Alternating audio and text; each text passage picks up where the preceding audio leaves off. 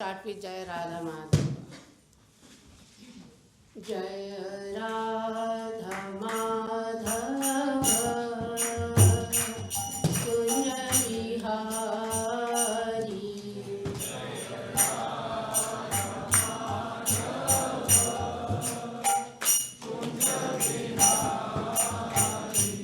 Jai Radha Madhava Kunja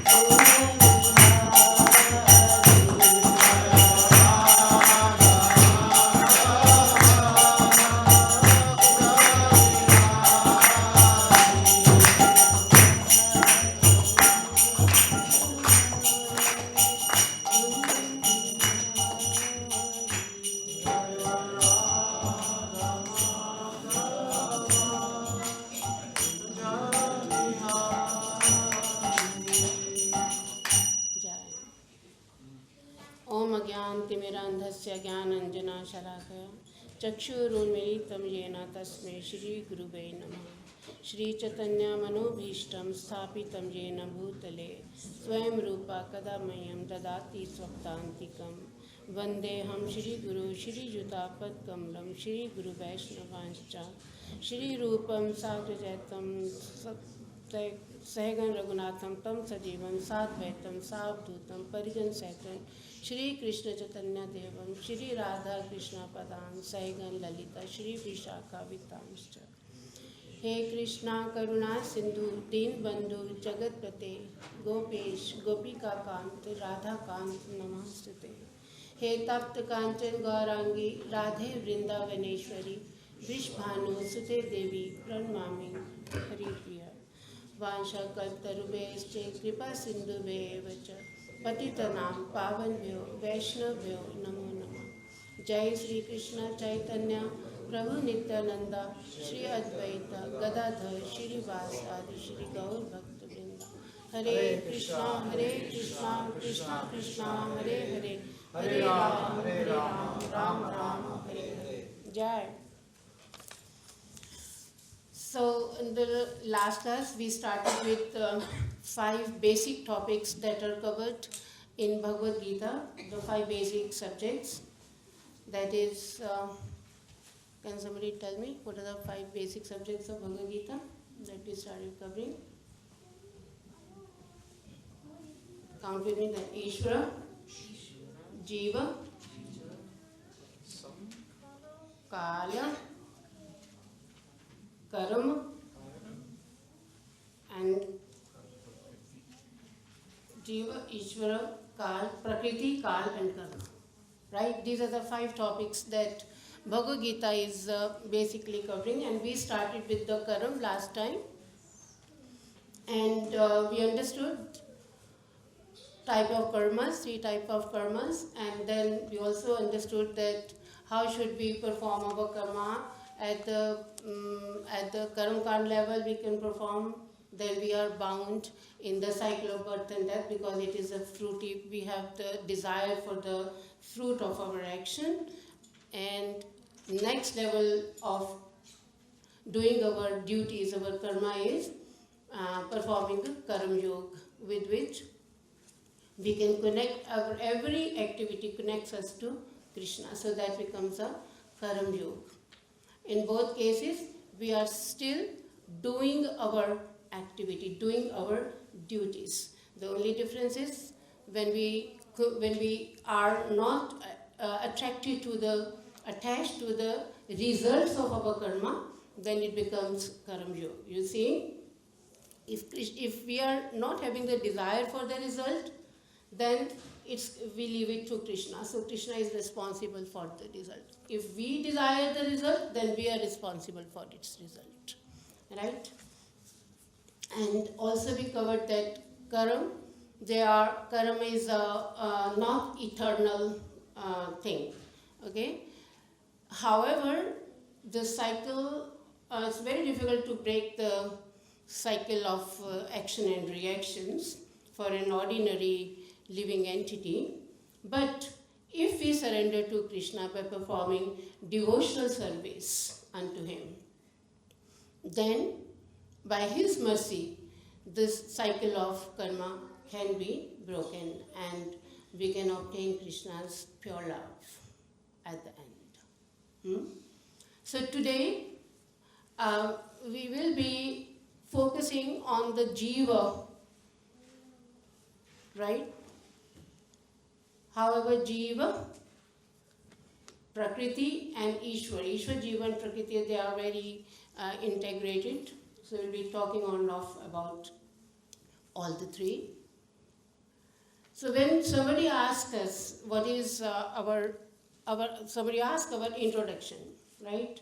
What we say, we all know, right? People sitting over here, they have been coming to these classes. So we all know, we start thinking about our body. I am so-and-so, son of so-and-so, daughter of so-and-so, wife of so-and-so, right? So this becomes our general conception of our introduction. But what happens when, so you see these introductions that we get, they're very temporary introductions, right? When we are not born, then also we were something, but as soon as we are born, we become a daughter.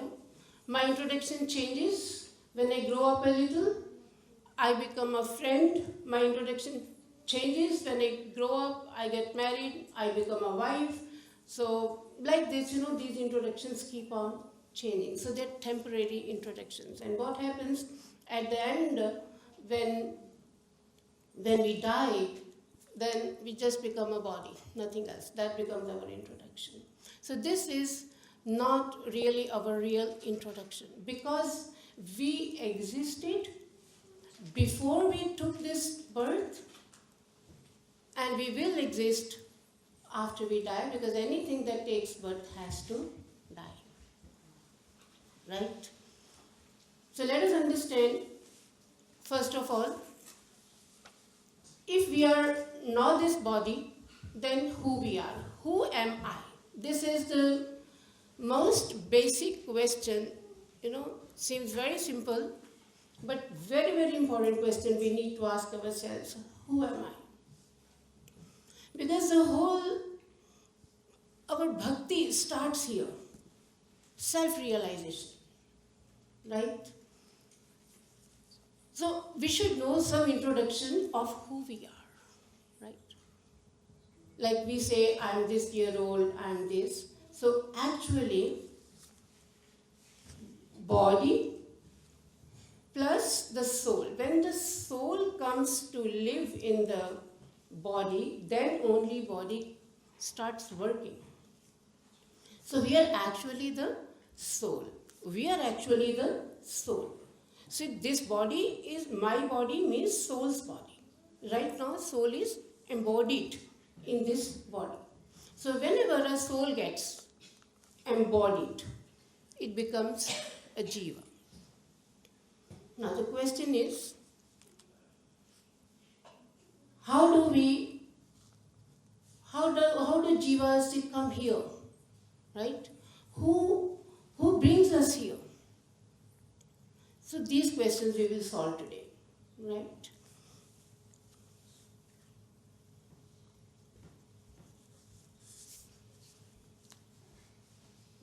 You see, Ishwar has many energies, but broadly they can be categorized in 3 forms.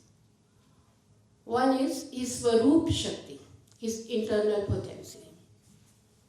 One is his external potency, material energy, Bahiranga Shakti. And the third one is the Jiva Shakti. Right? So there is a Shaktiman and there is a Shakti. Right? So Shaktiman has its 3 energies which he works through. So one of them, the Swarup Shakti, is his personal potency, his personal energy. And it is in the spiritual world. So if we divide the whole available space in 4 parts, then 3 parts constitutes the spiritual world and only 1/4 part constitutes the material world.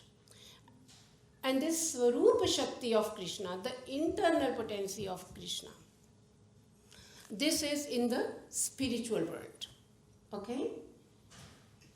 And the material energy, the external potency, this manifests itself in the form of, temporarily it manifests itself in the form of material world. Now comes the Jiva Shakti. This Jiva Shakti is either under the control of, has to remain, it has no option. It has to remain either under the control of the internal energy of Krishna or under the external energy of Krishna. Right? So that is why this Jiva Shakti is also called Tatastha energy, marginal potency of Krishna. Right? So, how Jiva Shakti is related to Swarupa Shakti? You see, Swarupa Shakti of Krishna, let us understand. We are the soul. How old do you think we are? How old do you think we are? Do you think we are as old as Krishna? Yes. Yes? Yes? Yes. We are as old as Krishna. Krishna is no senior to us. No senior to us. Because Krishna exists from Anadikal. We exist from Anadikal. Anadikal. We are no more junior to Krishna, but Krishna is our father. Still Krishna is our father. So we will discuss like how we energy of Krishna, but still Krishna is our father. How we are as old as Krishna, but still Krishna is our father.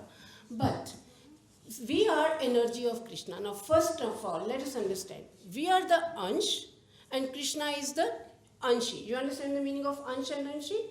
Part and the whole. Krishna is our Anshi, Krishna, and we belong to Krishna. Let us understand how that works. Look, it is not like a puzzle divided into 100 pieces, so you break the puzzle, so the thing itself is, the original identity of the thing is lost, so you join them and it becomes full. It's not like this. We are Krishna's energy, right? So, just like, the closest example I can give you is like the sun and the sunlight. Sun gives its sunlight, sun rays keep coming, right? But sun's existence is there. Nothing goes out of the sun. Sun still remains as bright as hot. So just like that, we are also energy of Krishna, but we are not like part of Krishna. Like we don't come out of Krishna. You understand what I'm saying? We don't come out of Krishna. We are his energy. We are part of his energy. That's why Prabhupada called part and parcel. We never lose our energy, our identity. Never lose our identity. Right? So the Jiva is Krishna's tatastha energy. And it is also the superior energy of Krishna, because it is common with Krishna, because it is conscious, just like Krishna. Krishna is conscious, Krishna's Swarupa Shakti is conscious, so Jiva Shakti is also conscious. So you see, age-wise we are equal to Krishna, conscious-wise we are like Krishna, right? But still we don't become Krishna. Why? Because Krishna is our Adhish. Everything works under, whether it is material energy or it is Jiva energy. Both of them, they work under Krishna. They are controlled by Krishna. Jiva Shakti as well as the material energy. Now, the thing is that how do we come here? How do Jiva come in this material world? If we are part and parcel of Krishna, right, then we should be happily living somewhere. If you are daughters or sons of king, then we should be enjoying. So how come we, the living entities in this world, we are suffering here? First of all, how do we come here? So how do we come here? Maybe it is some misuse of our free will, that material energy, Maya, becomes heavy on us and we fall into this material energy, right? So some of the Jivas, not all the Jivas, some of the Jivas which come under the control of material energy, they come in the material world, right? They get controlled by the Maya Shakti. Look, Maya Shakti is not conscious, it is jada, it is dead. But since it is Krishna's energy, it is very strong, right? So this Maya Shakti, we come under its control and we start working according to its orders. It binds us in the 3 modes. And we start working according to the mode, whatever mode we are in, we start working, we start desiring, and we get trapped in the cycle of actions and reactions. However, before the living entity comes here, right? Krishna is very merciful. He does send all the instructions how can we ultimately go back to Krishna also, right? So this Jiva Shakti is, the next thing comes, so we know now how old we are. We are as old as Krishna. We know who is our father. We know we come from Krishna, right? We are part and parcels of Krishna. And we know how we are part and parcels of Krishna. We are his energy. It's not that Krishna gets divided. Krishna still remains the same. He is Purna. So what is actually the difference that makes us different from Krishna is we are not Purna. Krishna is Purna, but Jiva Shakti is not Purna, right? We are atomic insides. The Jiva, the soul inside us is actually what? Very, very small. Very, very small. It is Anu, atomic insides. Right? How come if Krishna is conscious, we are conscious, we get controlled by Maya, but not Krishna ever? Krishna is Maya's controller. Because this conscious energy, this Swarup Shakti of Krishna or Krishna, he is supremely conscious. But we are what? We are Anu. You know, in Bhagavad Gita, Krishna says, it is in Vedas, it is said that Agrabhag, the tip of the hair, divided in 100, and then 100 part of that divided in 100, that is the size of the soul. So small is the soul. So we don't have that much potency. We are very weak, so we get overcome by the material energy of Krishna. And we fall in the material world. Right? Sorry.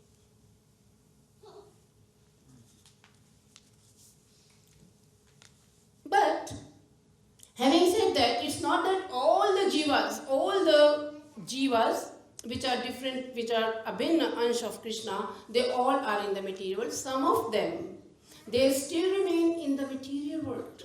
They are still in the material world. So when they are in the material world, they are under which energy of Krishna? They are under which energy of Krishna? No. When we are in the spiritual world, in the spiritual world, the jivas are under which energy of Krishna? Internal Swarup Shakti. Internal potency. Look, in the spiritual world, there is no entry of the material energy. Material energy is what? Jada. I told you, it's inferior energy of Krishna. It can't even come in front of Krishna. So, material energy has its hold only in the material world. It expresses itself in this material world. Right? So, in the spiritual world, the Jivatmas living over there, they are under the control of the Swarup Shakti of Krishna and they are enjoying happily. They are called Nitya Mukt Jiva. They are what? Nitya Mukt, liberated Jiva.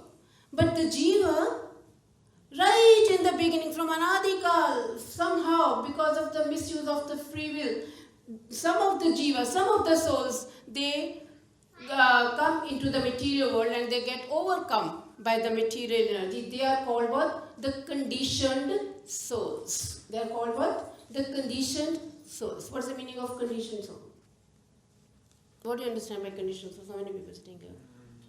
What do you understand by the soul is conditioned? We are conditioned soul. We keep saying conditioned soul. It keeps on repeating the cycle of birth and death. Yeah, it does. Yeah, that's one of the attributes. It's more hold to sense pleasures. And that is because they are here and working under the modes. Yeah, they're bound. They're bound by the three modes. You see, when you use the term air condition, right? Air gets conditioned. If outside air is very, very hot, so it passes through some gadget, right? And it becomes cold. So it is not naturally cold, but it is right now giving us cold air because it is now conditioned. It has passed through that that gadget, that instrument, right? So this is the conditioned soul. We are naturally, we have some other identity. We are not separate. We don't want to be separate. We want to serve Krishna naturally. But when we come in the material world, these three modes, they condition us. Because you see, this body is what? Maya, material. This body is what? Material. And inside there is mind, intelligence, ego. Right? So our soul is trapped in this body. Right? So our soul has become conditioned. And if I tell you in very simple words, condition means we start thinking that I am the enjoyer. We start thinking exactly opposite of our real nature. Our real nature is that I am the servant of Krishna. But when we come here in the material world, we start thinking that I am the enjoyer. I am the doer. I can do everything. Everything is made for me. This whole material world is for my enjoyment. This mentality comes in us. Wherever Krishna, whatever Krishna has established, whatever secondary creation or primary creation, everything is actually for the pleasure of Krishna. But we start thinking that we are the owner of everything, proprietor of everything. So this concept is actually the conditioned soul. So we become here conditioned. So Jiva Atma is here forever, right? Until it makes up its mind, right, to go back. It realizes that I am in artificial environment and I have to go back. And when does this happen? It cannot happen until we realize that we are suffering in this material world. If we keep thinking that we are happy, right?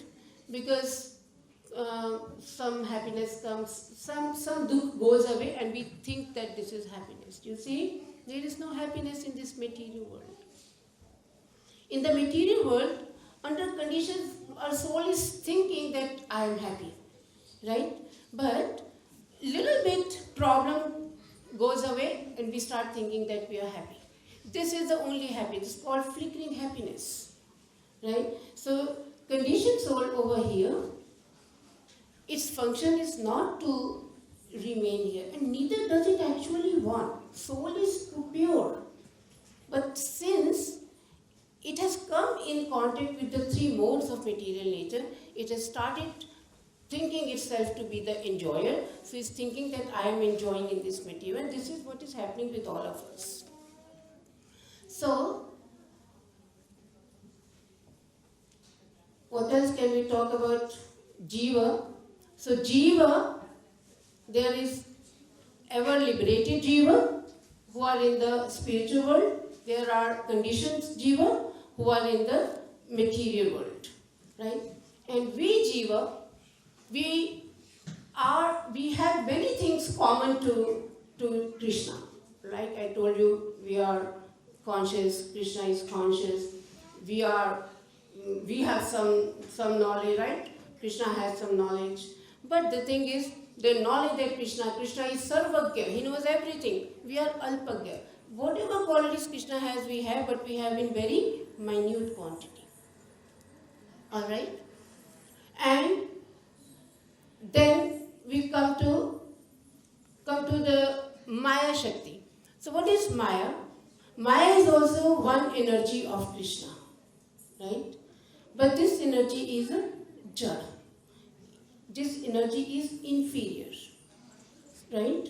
So the Maya Shakti can control the Jiva Shakti if it is away from its source, Krishna's.